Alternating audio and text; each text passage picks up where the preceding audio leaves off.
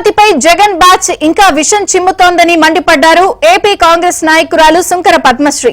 వెంటనే జర్నలిస్టు కృష్ణంరాజు క్షమాపణ చెప్పాలని డిమాండ్ చేశారు. రాజధానిని అవమానపరుస్తూ రాష్ట్రంలో ఉన్నటువంటి మహిళలందరినీ కూడా కించపరుస్తూ అసభ్యకరమైనటువంటి వ్యాఖ్యలు చేస్తుంటే మరొక సీనియర్ జర్నలిస్టు నవ్వుతూ ఖండించకపోవటం అనేది దుర్మార్గంగా భావిస్తా ఉన్నాం.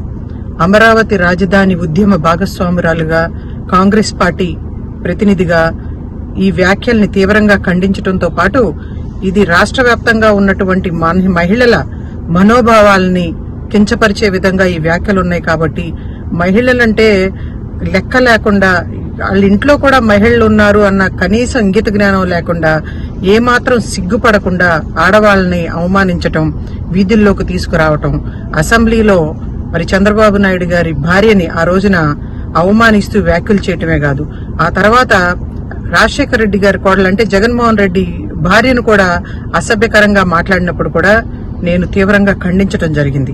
అదేవిధంగా అమరావతి రాజధాని అంటే మన రాష్ట్ర అభివృద్ధి కోసం, మన బిడ్డల భవిష్యత్తు కోసం భూములు త్యాగం చేసినటువంటి రైతుల్ని, మహిళల్ని అవమానపరుస్తూ అసభ్యకరంగా జగన్మోహన్ రెడ్డిగా అధికారంలో ఉన్నప్పుడు పోస్టులు పెట్టి మమ్మల్ని అందరినీ కూడా కించపరిచినా కూడా మేము వాటన్నిటినీ కూడా ఎదుర్కొని ఈ రోజున మళ్లీ అమరావతి రాజధాని పునర్నిర్మాణం చేసుకునేటువంటి పరిస్థితుల్లో మరి ఇప్పుడు మళ్లీ విషం చిమ్ముతూ ఈ వ్యాఖ్యలు చేయటం అనేది అందరినీ బాధిస్తున్నటువంటి అంశం.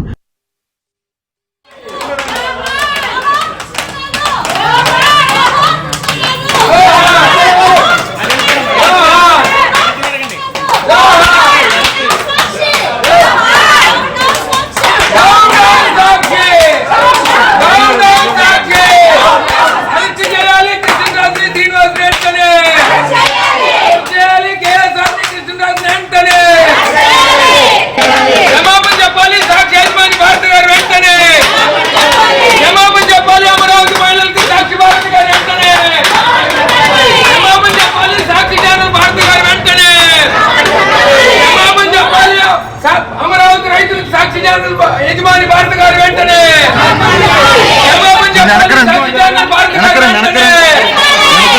చెప్పాలి. సాక్షి ఛానల్ భారత గారు వెంటనే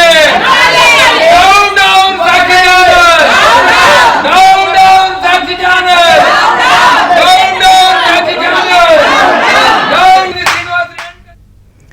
అమరావతిపై సాక్షి మీడియా ద్వారా వైసీపీ విష ప్రచారం చేస్తోందంటూ తుళ్లూరులో రాజధాని రైతులు, మహిళలు ఆందోళనకు దిగారు. సాక్షి మీడియాపై చర్యలు తీసుకోవాలని పోలీస్ స్టేషన్లో ఫిర్యాదు చేశారు. తుళ్లూరు ఉద్యమ శిబిరం నుంచి పోలీస్ స్టేషన్ వరకు రైతులు, మహిళలు ర్యాలీ చేశారు. వైసీపీ నీచ రాజకీయాలు మానుకోవాలని హెచ్చరించారు. లేదంటే మళ్లీ అమరావతి నుంచి మరో ఉద్యమం చేస్తామన్నారు రైతులు, మహిళలు. సాక్షి ఛానల్ వెంటనే మహిళల కింద వచ్చే సాక్షి ఛానల్